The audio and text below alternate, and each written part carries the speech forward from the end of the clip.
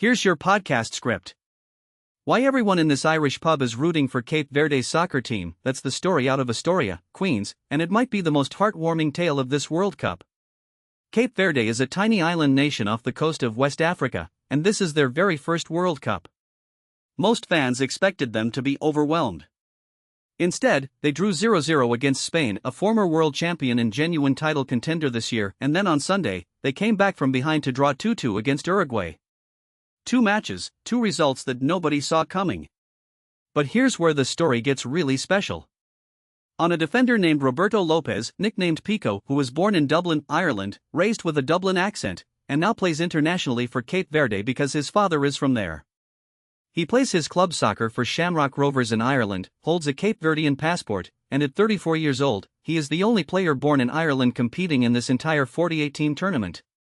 Ireland didn't qualify, so through that beautiful transitive logic of sports fandom, Irish fans have adopted Cape Verde as their own.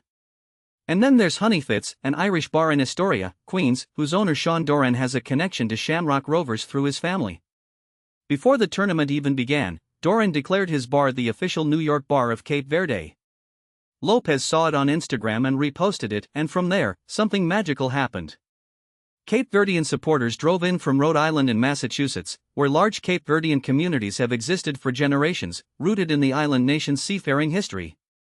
Irish fans packed in alongside them. Lopez Rovers teammate Rory Gaffney was there on Sunday, having traveled from Galway for the weekend, and he messaged Lopez afterward to rave about the scene. What makes this story work is that it isn't manufactured.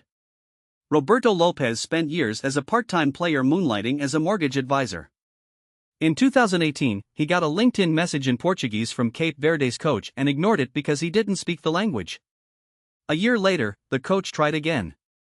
Lopez used a translation app, said yes, got a Cape Verdean passport, and has played 40 games for the Blue Sharks since 2019.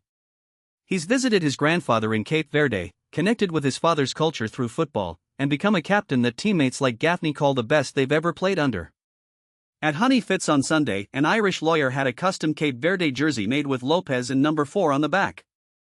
A Cape Verdean IT executive celebrated alongside a UN director from Kilkenny wearing his father's Ireland shirt from the 1994 World Cup. One fan summed it up simply, "We have a deep connection with the Irish in Boston," he said. It makes sense, we're all cheering for the same team. Cape Verde plays Saudi Arabia on Friday for a shot at the knockout stage, with Pico Lopez at the center of it all, and at Honeyfitz, you can bet they'll be packed in tight and ready to roar. I'm your host, and that's your story for today, proof that sometimes the most unexpected World Cup moments happen not on the pitch, but in a bar in Queens. Approximate red time, 3.5 minutes at a natural speaking pace.